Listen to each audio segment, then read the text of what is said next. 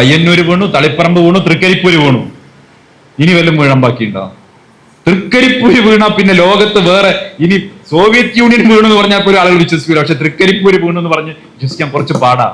പലപ്പോഴും ഒരു എക്കോസിസ്റ്റത്തിനകത്ത് നിന്ന് പ്രവർത്തിക്കുമ്പോൾ ഉള്ള ഒരു പ്രശ്നം എന്ന് പറയുന്നത് നമ്മളുടെ കാഴ്ചപ്പാടിൽ വരുന്നത് മുഴുവൻ ആ എക്കോസിസ്റ്റത്തിനകത്തുള്ള കാര്യങ്ങൾ മാത്രമായിരിക്കും. അത് മാത്രമായിരിക്കും നമ്മുടെ ശരി.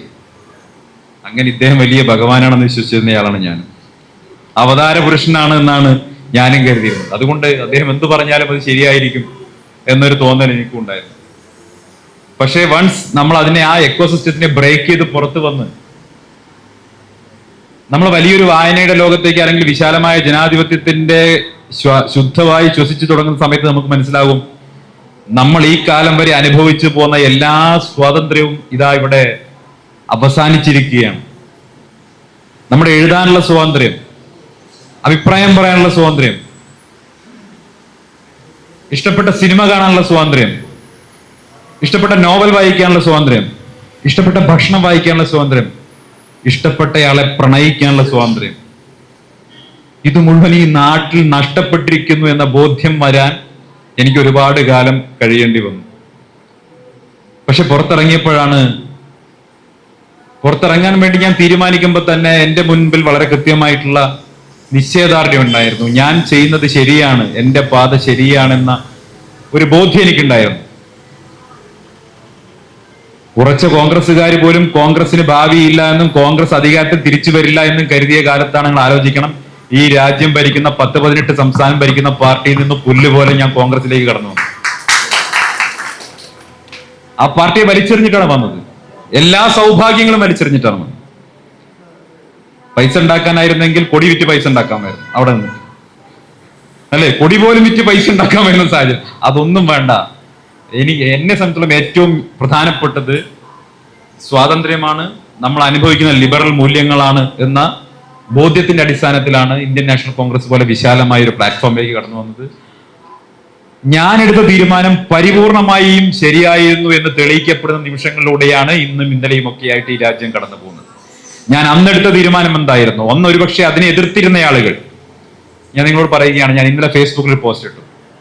ആ പോസ്റ്റ് BJPയുടെ സ്ഥാപക നേതാവ് കൂടിയായിട്ടുള്ള മുൻ HRD minister doctor Murali Manohar Joshi എഴുതിയ, അദ്ദേഹം വലിയ അക്കാഡമിഷ്യനാണ്, അദ്ദേഹം BJP നേതാവാണെങ്കിൽ പോലും ഒരു അക്കാഡമിഷ്യനാണ്, ബനാറസ് സർവകലാശാലയിൽ നിന്ന് ഉന്നതമായിട്ടുള്ള റാങ്കിൽ വിജയിച്ചിട്ടുള്ള പ്രൊഫസറാണ്, വലിയ ബുദ്ധിജീവിയാണ്. അദ്ദേഹം എഴുതി, ഈ സമരത്തെ എതിർക്കുന്നത് ശരിയല്ല, ഇതിനെ രാജ്യദ്രോഹികളെന്നും അതല്ലെങ്കിൽ ദേശദ്രോഹികളെന്നും അവരെ മുദ്ര കുത്തുന്നത് ശരിയല്ല എന്ന് ഡോക്ടർ മുരളി മനോഹർ ജോഷിയെ പോലെ BJPയുടെ സ്ഥാപക നേതാക്കളിൽ ഒരാളായിട്ടുള്ള ആൾ തന്നെ എഴുതിയപ്പോൾ ഞാനത് പങ്കുവെച്ചുകൊണ്ട് പറഞ്ഞു,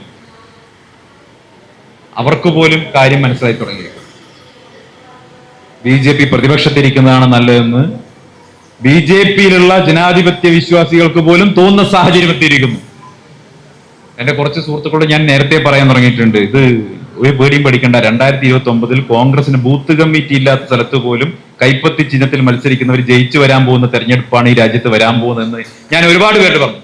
അവര് പറഞ്ഞു അതൊന്നും അങ്ങനെയൊന്നും അല്ല, നിങ്ങൾ വിചാരിക്കുന്ന പോലെ മോദി ഭയങ്കരമാണ്, മോദി എല്ലാം പഴയ പാർട്ടിക്കാരാ പറയും, മോദി ഇതെല്ലാം മാനേജ് ചെയ്യും, എല്ലാം തിരിച്ചു തരും. ഞാൻ അവരോട് പറഞ്ഞു, നിങ്ങൾക്ക് ജനാധിപത്യത്തിന്റെ ശക്തി അറിയില്ല, ഈ ചൂണ്ടുവിരലിൽ പുരട്ടുന്ന മഷിയുടെ ശക്തി നിങ്ങൾക്ക് ശരിക്കും ബോധ്യപ്പെട്ടിട്ടില്ല.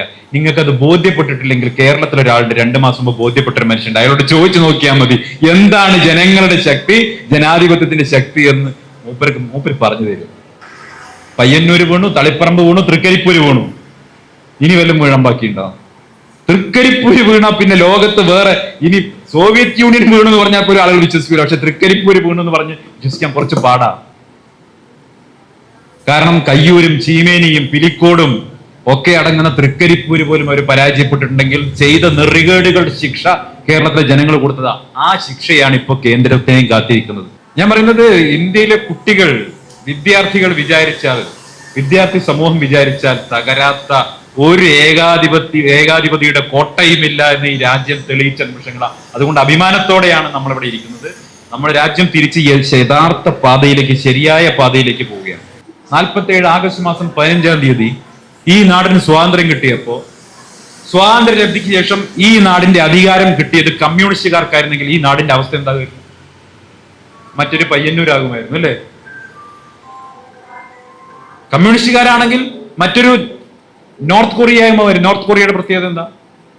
നോർത്ത് കൊറിയയിൽ പോയി കഴിഞ്ഞാൽ എല്ലാം ഗവൺമെന്റ് ഡിസൈൻ ചെയ്ത മാതിരി മാത്രമേ അവർക്ക് ജീവിക്കാൻ പറ്റുള്ളൂ. ഇവിടെ എന്റെ മക്കൾ ഇരിക്കുന്നുണ്ട്, പലരുടെയും ഹെയർ സ്റ്റൈൽ പല രീതിയിലാണ്, നല്ല മനോഹരമായ ഹെയർ സ്റ്റൈൽ ഉണ്ട്. പക്ഷെ അവിടെ ഒരൊറ്റ ഹെയർ സ്റ്റൈലേ പറ്റുള്ളൂ. അവിടുത്തെ ഭരണാധികാരി ഉണ്ട്, കിങ് ജോങ് ഉൻ. മൂപ്പർ എങ്ങനെ മുടിവെട്ടുന്നോ അതുപോലെ മാത്രമേ അവിടെ മുടിവെട്ടാൻ പറ്റൂ. നിങ്ങൾ ആലോചിച്ച്, പിണറായി വിജയന്റെ അതേ സ്റ്റൈലിൽ മുടിവെട്ടണം എന്ന് പറഞ്ഞാൽ ഞങ്ങൾ സമ്മതിക്കുമോ? ആ ഗതി ഈ നാട്ടിലുണ്ടാവുമായിരുന്നു കമ്മ്യൂണിസ്റ്റുകാർക്ക് അധികാരം കിട്ടി. സ്വാതന്ത്ര്യം ഉണ്ടാകുമായിരുന്നില്ല. ഒരു കാര്യത്തിനുണ്ട്, ഇഷ്ടപ്പെട്ട കാര്യം എഴുതാൻ പറ്റില്ല, വേണ്ട. ഇപ്പൊ നിങ്ങൾക്ക് ഇൻസ്റ്റാഗ്രാം ഉപയോഗിക്കാൻ പറ്റുന്നുണ്ട്, സോഷ്യൽ മീഡിയ ഉപയോഗിക്കാൻ പറ്റുന്നുണ്ട് അല്ലേ? ഇവിടെ സോഷ്യൽ മീഡിയയിൽ SFIയുടെ പോസ്റ്ററും SFIയുടെ ഗാനങ്ങളൊക്കെ ഷെയർ ചെയ്യുന്ന സുഹൃത്തുക്കളോട് ചോദിക്കണം, കമ്മ്യൂണിസ്റ്റ് ചാനലിൽ ഇൻസ്റ്റാഗ്രാം ഉണ്ടോ? കമ്മ്യൂണിസ്റ്റ് ചാനലിൽ ഫേസ്ബുക്ക് ഉണ്ടോ? കമ്മ്യൂണിസ്റ്റ് ചാനലിൽ യൂട്യൂബ് ഉണ്ടോ? ഒന്നുമില്ല.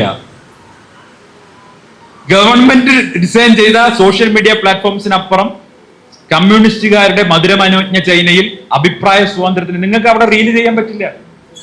കമ്മ്യൂണിസ്റ്റ് രാജ്യത്ത് ഈ പറയുന്ന ചെങ്കൊടി പയ്യന്നൂരിലും തളിപ്പറമ്പിലും കണ്ണൂരിലും മാത്രമായി പോയത് ഈ നാടിന്റെ ഭാഗ്യം. ഈ രാജ്യം മുഴുവൻ ഈ സാധനം ഉണ്ടായിരുന്നെങ്കിൽ ഈ സ്വാതന്ത്ര്യം നമുക്കുണ്ടാവില്ലായിരുന്നു, ഇതൊന്നും ഉണ്ടാവില്ലായിരുന്നു. ഇനി അധികാരം കിട്ടിയ 47 ആഗസ്റ്റ് മാസം 15-ാം തീയതി RSSന്റെ കയ്യിലായിരുന്നെങ്കിൽ ഈ നാടിന്റെ അവസ്ഥ എന്താകുമായിരുന്നു? ഈ നാട് ബാക്കി ഉണ്ടാകുമായിരുന്നു. ഹിന്ദു എന്നും മുസ്ലിം എന്നും ക്രിസ്ത്യാനി എന്നും പറഞ്ഞ് പരസ്പരം വെട്ടിക്കേറി ഈ നാടിലെ ജലാശയങ്ങൾ മുഴുവൻ രക്തപങ്കിലമായി മാറില്ലായിരുന്നു. ഗംഗയും യമുനയും കാവേരിയിലും ഒക്കെ ജലത്തിന് പകരം വെള്ളത്തിന് പകരം രക്തമൊഴുകില്ലായിരുന്നോ? അപ്പോ നമ്മൾ സന്തോഷിക്കേണ്ടതില്ല, നമ്മൾ ഏറ്റവും ആഹ്ലാദിക്കേണ്ടതില്ല. 47 ആഗസ്റ്റ് മാസം 15-ാം തീയതി ഈ നാട് പിറവിയെടുത്ത് വീണത് ജവഹർലാൽ നെഹ്റു എന്ന് പറയുന്ന ദിഷണാശാലിയായ ദീർഘദർശിയായിട്ടുള്ള അങ്ങേയറ്റത്തെ ജനാധിപത്യവാദിയായ മതേതരവാദിയായിട്ടുള്ള ഒരു കോൺഗ്രസ്സുകാരന്റെ കരതലങ്ങളിലേക്കായിരുന്നു എന്നുള്ളതിലാണ് നമ്മൾ ആശ്വസിക്കേണ്ടത്.